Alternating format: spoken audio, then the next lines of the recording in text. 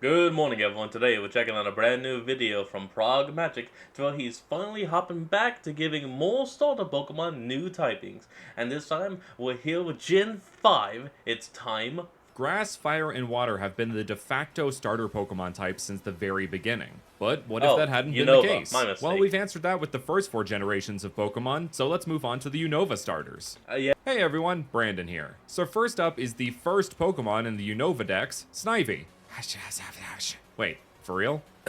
Excuse Ooh. me, the second Pokemon of the Unova Dex, which I decided to give the ground type. So here is Snert, the Sand Snake Pokemon, a pure ground type. I worked with Fungusmon for all the starters in this video, so make sure to check out their link in the description. As per usual with the new types in this alternate universe what-if situation, we need to change the names to match the types. So yes, we have Snert, which is so fun to say it has become a vocal stem. Snert, snert, snert, snert, snert. Snakes can be found in deserts all across the world, so it made for an easy type translation. Snert is specifically based on the horned viper found in the Sahara Desert, which does a great job blending in with its sandy environment. Okay. As with Snert, who resides in the desert resort, hiding in the deep sands, which it does more of now that humans have become more prevalent in the area, stressing this Pokemon. But you don't have to stress about getting delicious gourmet meals in your area thanks to today's sponsor, Factor.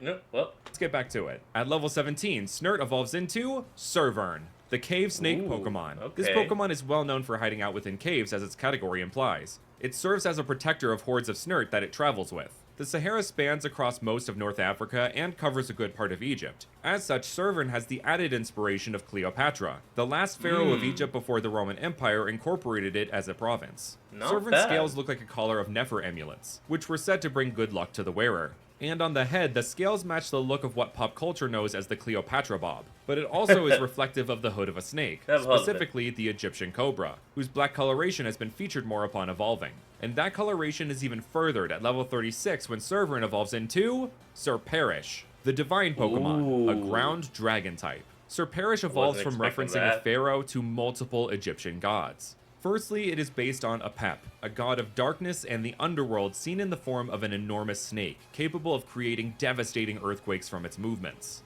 Next is the goddess Wadjet, who took the form of a winged cobra. She is said to be the daughter and eye of the sun god Ra, which you can see given the sun disk above her head. Apep was actually considered an enemy of Ra given the nature of their existences, so combining these two god snakes is a form of balancing the chaos. Wadjet is also associated with the Wedjot, with the right eye representing power, fury, and Ra, and the left representing protection, healing, and another god of the sun and kingship, Horus. Looking back, you can see Snert's eye pattern refers to these symbols, and this line's green eyes resemble Wadjet's name of the Green One, which are also reflected in amulets and ceramics. Serperish's name comes from serpent and perish, as in to slowly decay or waste away, much like you would if you were trapped in a desert. Serperish are equal in the power to protect and destroy. A true force to be reckoned with if you ever encounter it in the wild, and a powerful ally in battle. And you would be my powerful ally if you hit subscribe, the like button, and left a comment down below. We are creeping up on 500,000 subscribers, so I would greatly appreciate the support to reach that milestone. We can On to our fire starter Tepig, which I decided to give the ice type, which I thought would be interesting given those types are opposites. Anyway, I give you Frippig, the Frost Pig Pokemon, a pure ice type. As I said, Frippig is the inverse of Tepig, and so is its coloration, looking almost like you hit the invert color tool on paint. Frippig's fluffiness is based on the Mangalica pig, a form of domestic pig with long curly hair. It looks like you mixed a pig and a sheep together. It's a shig, or would it be a peep? Well, Frippig certainly makes a peep when it sneezes, which releases a bunch of slush. This is a reference to a technique for cleaning pipes called ice pigging, which uses an ice slurry to remove any sediment or any unwanted materials, just like sneezing is trying to remove viruses from your body. At level 17, Frippig evolves into Piglu, the Ice Pig Pokemon. While the name doesn't exactly match the cadence of Pignite, I felt it matched the vibe of the pun. Its name actually goes further than a good pun. There are actually wild boars that were imported to Canada that have started building Pigloos out of mounds of cattails, that they then burrow underneath and snow gathers atop of, hence a Piglu. Once again, Piglu is kind of the inverse of Pignite. Where Pignite looks like it's ready for battle and full of fighting spirit, Piglu kind of plays into the sad loner teen vibe. with its hands in the pockets of its furry hoodie. This Pokemon's icy power is fueled by sleeping and conserving its energy. It tends to keep to itself, but with a trainer's help, it has been seen to be more social. This behavior and its ice typing are actually a small reference to seasonal depression or seasonal affective disorder, which is definitely creeping up on me with winter right around the corner. It is also said to especially affect people ages 18 to 30, which match up to the levels Piglu would be before evolving. Speaking of, at level 36, Piglu evolves into Boreal, the Mega Ice Pig Pokemon, an Ice Fairy type.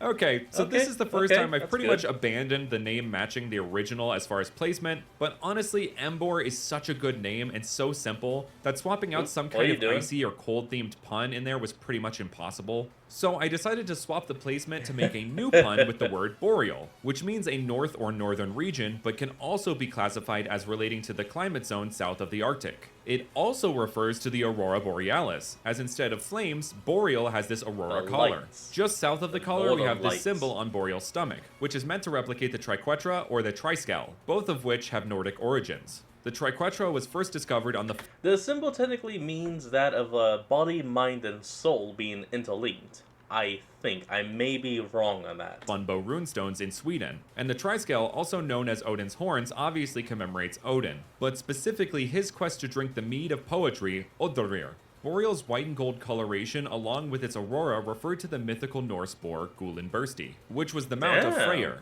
the Norse god of kingship and peace. Gullinbursti was also said to have a gold mane that could glow in the dark.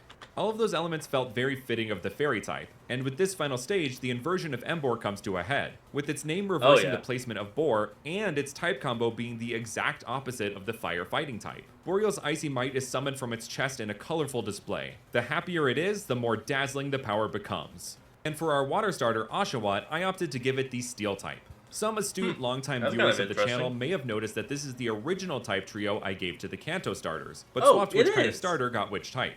Given Pokemon Black and White were a soft reboot of the franchise, I thought this would be a fun parallel. Anyway, allow me to introduce Alawat, the Steel Otter Pokemon, a pure Steel type. Alawat, instead of having its iconic Scalchop, it's replaced by an Urchop. Otters eat both scallops and urchins, and the spiny nature of an urchin felt fitting of the Steel type. Alawat uses its Urchop to defend its body and the food it collects. At level 17, Alawat evolves into Pewott, the training Pokemon, a pure Steel type. It looks like Pewott used their dual Urchops to defend the weak, though it is still learning the techniques to use them most efficiently. The Steel typing is furthered in this line with Pewott's hood of fur emulating chainmail worn by European knights in the medieval period, which shines a light on where this Pokemon is headed with its inspirations. Alawat acts as a page, which were servants of knights. From a samurai into a knight. Knights and noblemen. Pewott acts as a squire. I just want to point out one thing. I was not trying to be racist with the way I was saying samurai. I was doing like an Aku thing. Because, you know, if anyone has ever seen the show, you know he does not say Samurai Jack. Like, he says that accursed samurai. Was still a servant of a knight, but was also trained to be one. You know he does. Then at level 36, Pewott evolves into Soldarat, the chivalrous Pokemon. Oh, a steel electric type. Yep, this otter has gone from samurai to knight. You may have also noticed its type combo, which I had been hinting at with the Watt part of the first two stages' names, and the coloration of the Urchop, which is meant to emulate Pincurchin. There's another thing you may have picked up on with its typing in comparison to the rest of the final stages. Each final stage is quad weak to the main type of one of the other starters. So there! Their types are balanced. Just balanced in the opposite direction of the usual. Anyway, Soldarat's spiked armor is a great conductor of electricity, allowing it to flow into its enormous Storm Mace, which is created by combining its two pauldrons. The idea of an urchin turning into a mace for this line is something I felt worked so well and pretty much informed the entire concept. As far as a group theme, I actually kept it basically the same, since Unova was all about representing diversity. So the Serperish line obviously represents Egypt, the Boreal line represents Nordic countries, and the Soldarat line represents the United Kingdom, or Galar in the Pokemon world. And yes, there are two representatives of European culture there, but the original starters had two representatives of East Asian culture, so I think we can let that slide. There is also a link between the European cultures, as Gullinbursti was used in the heraldry of King Richard III of England. And those are the Unova starters with different types. Thank you so much to our incredible members whose names you can see on screen for supporting this channel with their hard-earned money, which you can also do by hitting that join button. And thank you so very much. Alright everyone, well that's going to be the end of today's video, and I hope you all enjoyed this. Remember to like, comment, and subscribe for more. Link to the original will be in the description below, and I hope to see all y'all next time when we flick back on. Till then, this is Fox, signing out. Peace.